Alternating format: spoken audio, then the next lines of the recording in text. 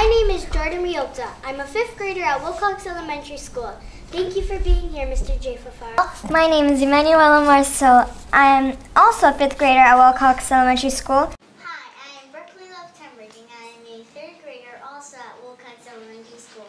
Thank you for being here, Mr. J. Furfaro. Mahalo, and I'm very happy to be here with you. Please tell us about your family and background. Well, certainly, my family lives on the North Shore. My children are all on the Big Island. I have 3 daughters. We originally are part of the Luis Antonio Domingo Gomez family, who was the original Spanish cowboy at Princeville Ranch. They also built the hydroelectric plant in Wainiha in 1902. My mother is from Kauai. My father is from the Waianae Coast, and I went to Waianae High School, class of 68, and my wife went to Kaua, class of 68. Very interesting. Thank you. I understand you're the chairman of the council. What does the council do? Well, the council is the legislative part of our government.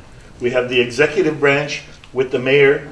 We have the legislative branch with the council. We set policies, we write laws, and we are responsible for the final budget, the operating budget of the county of Kauai.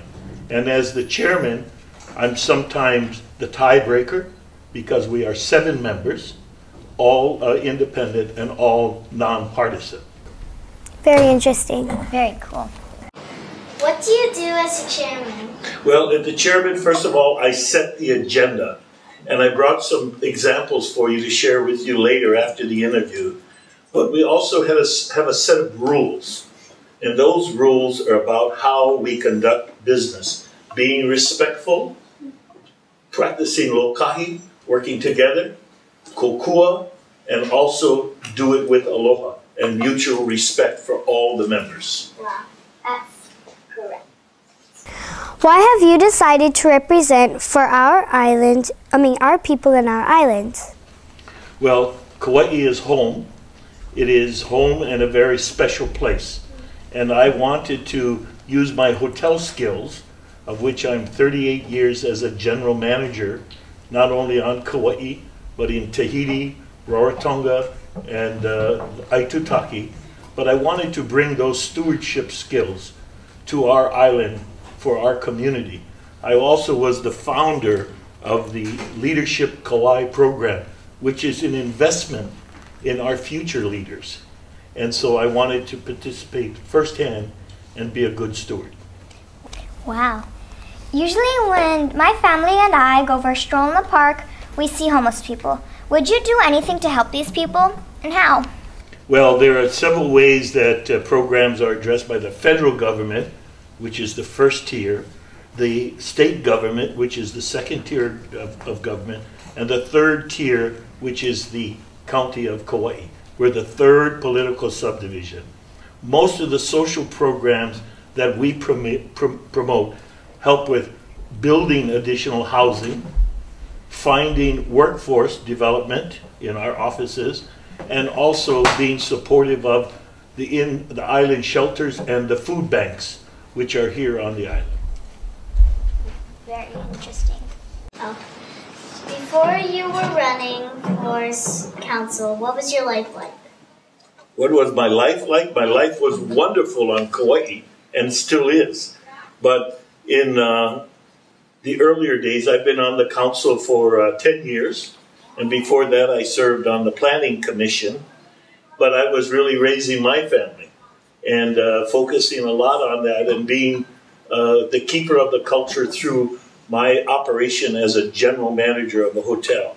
I spent 13 years with what you know as the Kauai Hilton as the general manager, 12 years with Sheraton Hotels, and almost 14 with Island Holidays, the old AmFact organization.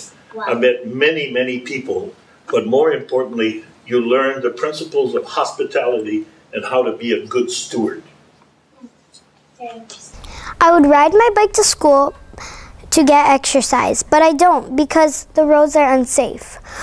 What do you propose to fix this? Well, the council as a body, and remember it takes 4 of the 7 to vote on an item to become an action. But we have really focused the last year and a half on a program called Complete Streets. And in Complete Streets, we're trying to address any new subdivisions to have appropriate sidewalks and also finding ways to retrofit other neighborhoods. I've spent a lot of time with my youngest daughter, who is an urban planner by design, and she is also one who designed the Kaua bike path in their winning proposal from the Wilson Okamoto Design Group. So I've learned a lot from that, and we are focused as a body to follow through on the Complete Streets program. That's awesome. I understand that Blair Keener of Wailua would like to implement an island-wide bike system. Do you agree? What would you do? Well, I think that's the direction we're going. As we talked about the bike path as it is now, we've negotiated through zoning ordinances and so forth additional money and land delegation for the bringing of the bike through Lidgate all the way down to Aokini as the next step. I'm very supportive of that plan. Now, it is something that we have to work diligently on, because for every dollar we get from the federal government and the state, we can match 20 cents to get that commitment. And the match doesn't have to be with money. It can be with land grants. And they evaluate the land of its value, and so they match that with the federal government money.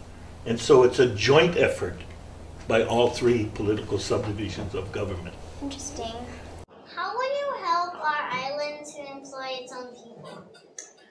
That's a very good question. Very good question. A big part of our government is focused on getting to full employment opportunities.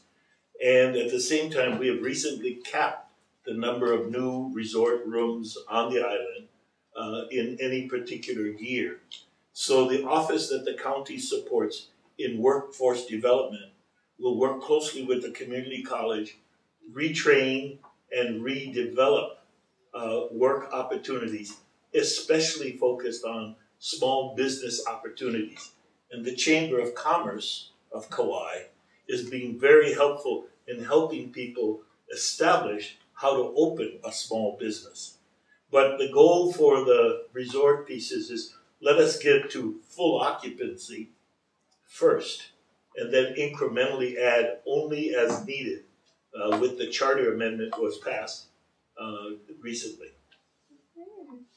Workforce development and training investment, and at someday, hopefully getting our community college to be a 4-year campus.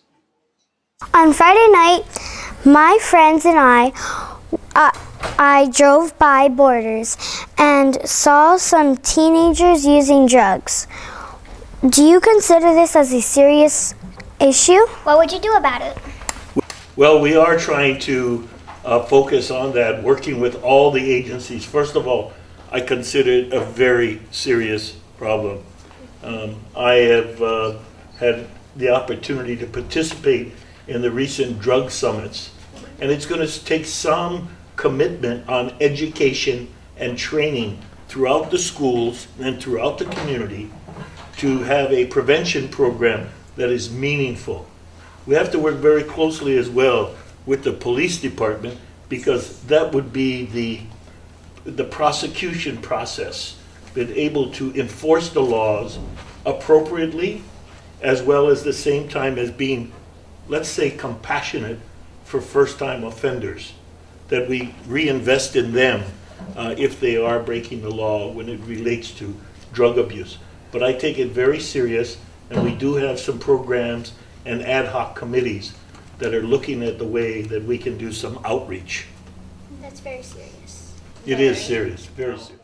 We have a sergeant in the Kauai Police Department who runs the DARE program. You may know of him as Sergeant Ken. But there's been a lot of discussion in front of the Department of Education about moving the DARE programs to the middle school grades.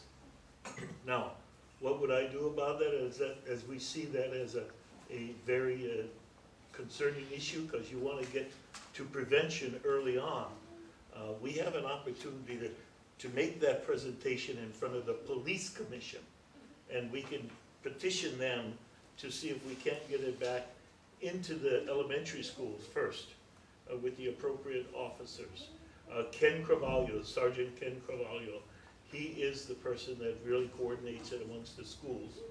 And we can meet with him and make a proposal to the police commission. How will the county plan to help improve our future? Your future? Oh.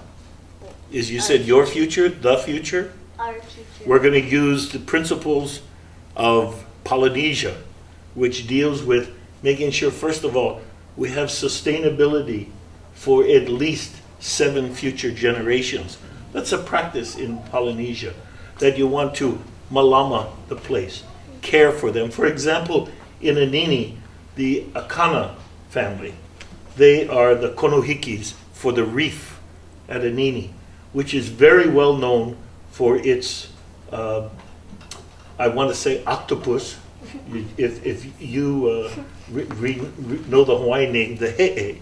And what they do is they try to make sure people are aware that you need to harvest squid, but you should harvest this squid only after each squid is at least 2 pounds. That way, the squid had reproduced itself at least 2 generations, and then it hopes to perpetuate that there will be he'e for future generations. And so if we all take an approach to be good stewards and use the things that we want to use only for the purpose of taking what we need, then we will be able to preserve it. There's many other practices within the ahupua'a that are like that. For example, if you go up to Mauka into the valley, because you're going to have a luau, you go ahead and take tea leaves. Well, make sure you break the stem and replant it. And then that area becomes kapu. It's not an area that says it is, you're trespassing. It basically says you're practicing stewardship and you let the tea replenish itself. The same with fish. So that's the practice of kapu. It's not for the realtors to be using as trespassing signs. It's a way of sustainability. Take only what you need and make sure it's replenished for the next generation. Yes, very correct.